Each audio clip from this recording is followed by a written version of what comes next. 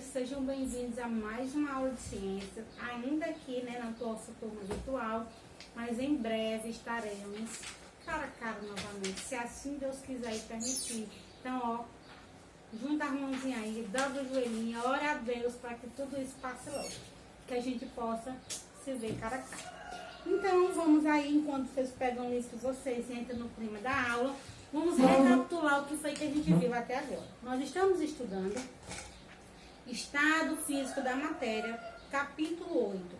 E a gente compreendeu até agora uma coisa que a gente já sabia, que a matéria tem 3 estados, isso todo mundo sabe: sólido, gasoso e líquido. Mas o que vocês têm que saber, diferentemente dos demais alunos das séries anteriores, é o porquê que as matérias mudam seu estado, qual é a condição para que elas mudem seu estado, certo? Compreendido? Entendido aí o babado? Então veja só, por que lá no 4º ano você vê sólido, água, gelo, líquido, água da torneira, gasoso, o ar na atmosfera, pronto, morreu Maria Preá. Já o 9º ano não, o 9º ano ele tem uma intelectualidade mais avançada, né? O QI está maior, até porque vocês já estão mais educados cientificamente, então as informações elas têm que vir com mais qualidade, certo? Tem que ter, a informação ela tem que vir mais apurada, mais refinada, né? Falar com mais glamour cientificamente. Então, como eu falei anteriormente, quando eu vou falar, por exemplo, qual é a diferença entre as matérias? A diferença entre o estado da matéria é o comportamento molecular, é o comportamento das moléculas. E por que as moléculas elas mudam, elas se alteram? Por conta da temperatura. À medida em que a temperatura muda, o seu estado físico também muda, o estado da matéria também muda, certo? Compreendido? Você pode até anotar isso aí.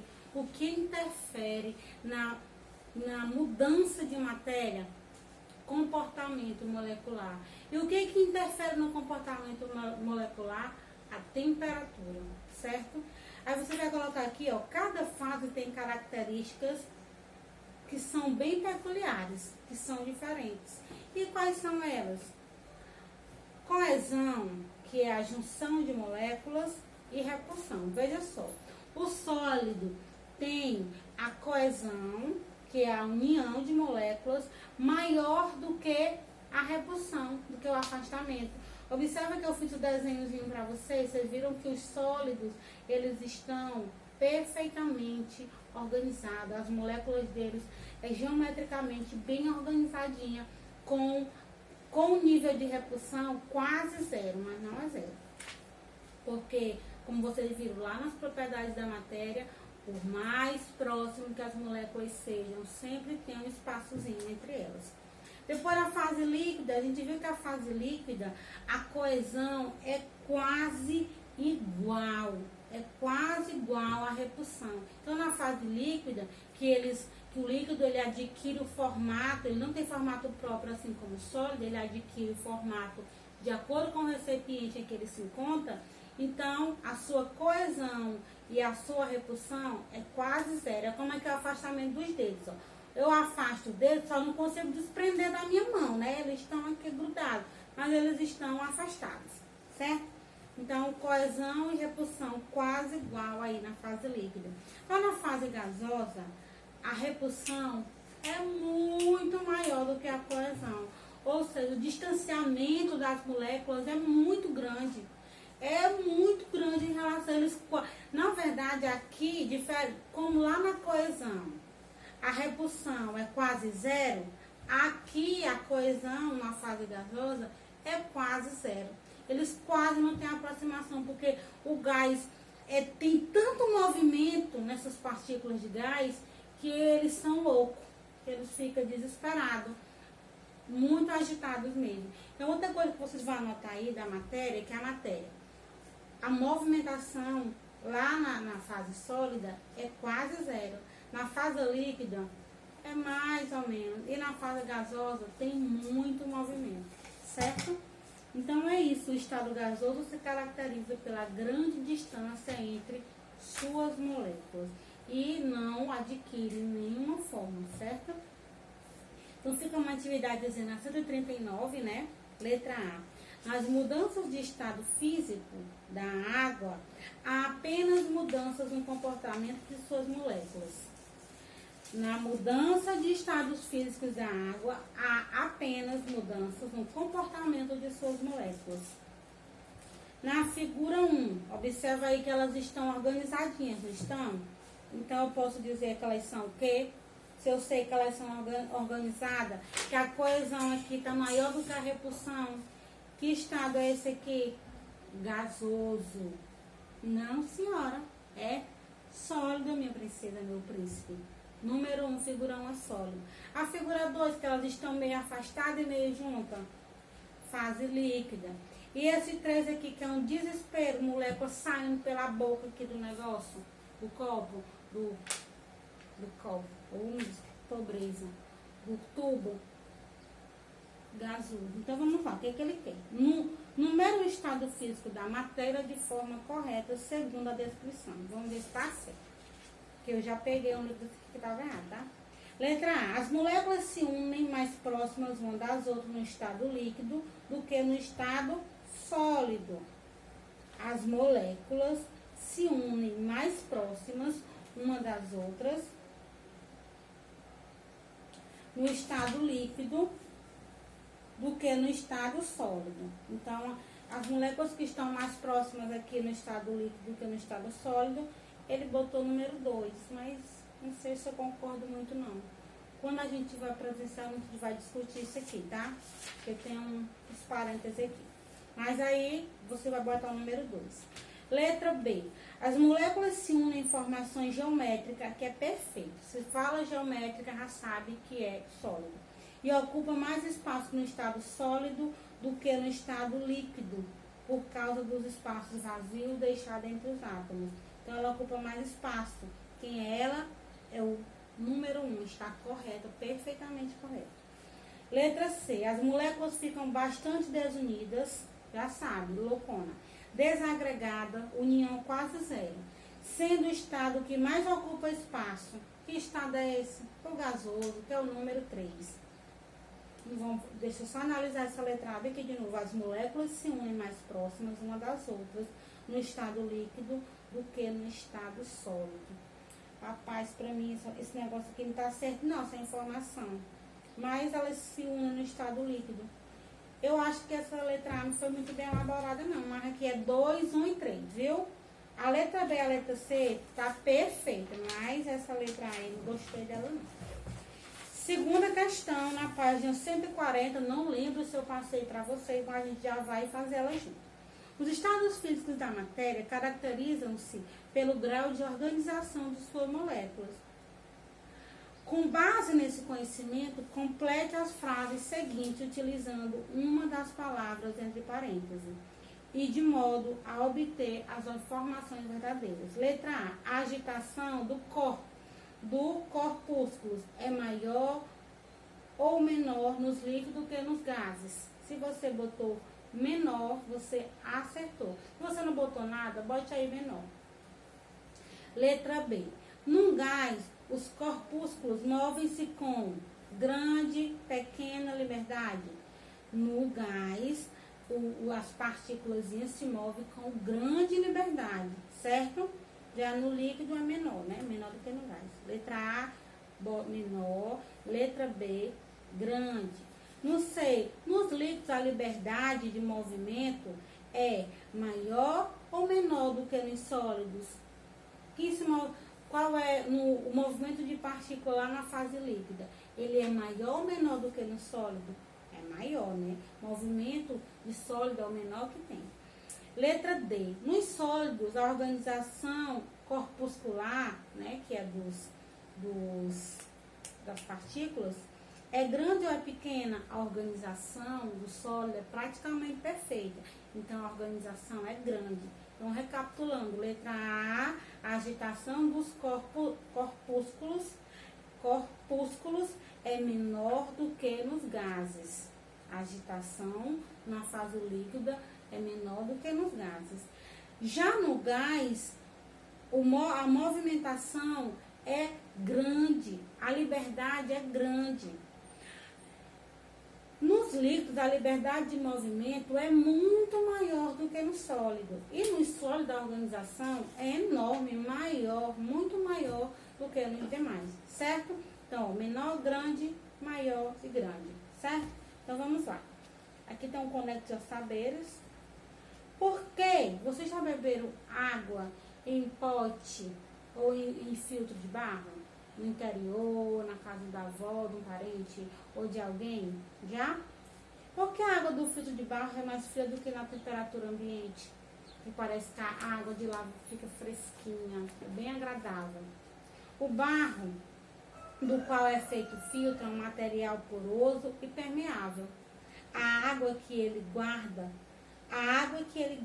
então pode entrar nestes poros e rumar lentamente para seu exterior, onde irá evaporar.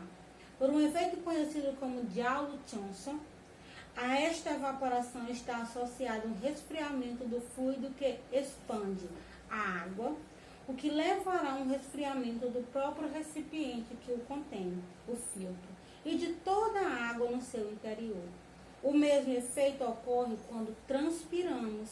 A função da evaporação do suor é diminuir a temperatura da pele, como se vê antes mesmo de descobrirmos o efeito para usá-lo em nosso benefício, no filtro. A natureza já tinha presenteado nosso corpo com um belo sistema de arrefecimento ou de resfriamento. Então, o material com que o filtro, com que o pote é feito, é um material de resfriamento, né? Que se assemelha com a nossa pele. A gente transpira para poder manter a temperatura interna igual, certo? Quando tem variação de temperatura, a gente começa a transpirar para não ter alteração, né, do nosso corpo. Então, o filtro é poroso, o filtro, pote, então ele mantém um resfriamento para que a água continue com a temperatura igual, ok? Então, vamos ver aqui como se chama cada mudança. Você pode estar fazendo esse desenho da página 141 aqui no caderno e nomear para poder fixar cada fase, ok? Então, vamos lá. As mudanças de fase. Agora que já entendemos como se apresentam os estados físicos da matéria, vamos saber como ocorrem as mudanças de seu estado. A matéria pode transitar por 3 tipos de estado: sólido, líquido e gasoso. Então, a matéria vai transitando através desse ciclo. De forma reversível, no qual um sólido que se torna líquido com o aumento de temperatura pode voltar a ser sólido com a diminuição desta. Mas será que isso vale para qualquer tipo de substância? A resposta é: desde que a substância seja pura, sim. Vejamos aqui o caso da água. Então, o que ele está querendo dizer aqui, gente, é que a matéria ela sempre tem um ciclo e sempre pode haver transformação e retorno. Um gelo, se eu coloco ele para fora da geladeira, ele vai descongelar. Mas se eu quiser, eu não posso congelar novamente? Posso. E se eu quiser fazer com que ele vire gás, eu posso botar ele para aquecer até ter evaporação total. Mas toda substância vai acontecer isso? Depende. Ela tem que ser pura, ela não pode ter nenhum tipo de impureza, ok? Então, vamos lá. Aqui na página 141, observe que nós temos a sublimação, que a sublimação é a transformação do sólido para o gasoso e do gasoso para o sólido. Sempre, viu? Como é que se chama a mudança de uma matéria gasosa para a matéria sólida? É o mesmo nome da sólida para a gasosa, que é o que? Sublimação. Repita comigo. Sublimação, que é o que? A transformação do estado gasoso para o estado sólido e do sólido para o gasoso, certo? Mas falando aí em sólido, como é que se chama a transformação do sólido para o líquido? A transformação do sólido para o líquido eu chamo de fusão. E a transformação do líquido para o sólido? Solidificação. Vamos repetir? A transformação do estado sólido para o líquido eu chamo de fusão e do líquido para o sólido eu chamo de solidificação, ok? Então, se a matéria está no estado sólido e eu quero transformar ela para o estado líquido, ela vai passar por uma fusão. E se ela está no estado líquido, eu quero transformar ela em sólida, ela vai passar por uma solidificação. Sublimação ou deleta a informação. E quando a matéria é líquida e eu quero que ela se transforme em gás, que nome é vaporização, ebulição ou calefação, certo? Eu conheço mais por ebulição, mas chamar de vaporização também não é errado, porque a gente acompanha muito esse estado aqui da vaporização quando coloca a roupa no varal. A gente coloca a roupa no varal, ela começa a passar por um processo de vaporização, né? A evaporar. Então, esse processo em que a água vai passando do estado líquido para gasoso, que é o que faz a roupa secar, eu chamo de vaporização. Então, quando eu coloco a água em um recipiente para que ela esquente e os gases sejam liberados na atmosfera, geralmente esse caso eu já chamo de ebulição. E aí o termo calefação a gente usa mais quando a gente vai usar outras substâncias que não é água, álcool ou um combustível, que é para ele virar gás, aí a gente chama de calefação. Eu geralmente chamo todos de ebulição, mas a roupa vaporização.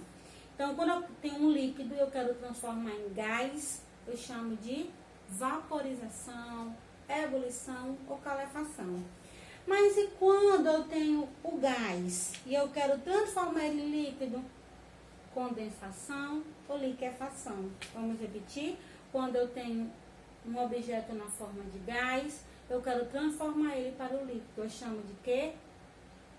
Condensação ou liquefação. Certo? Compreendido? E mais uma vez, do gás para o sólido, sublimação. E do sólido para o gás, também sublimação. Parece muita informação, né? Mas se vocês forem representar aí no caderno de vocês, vai ficar muito melhor de compreender, esquematizar.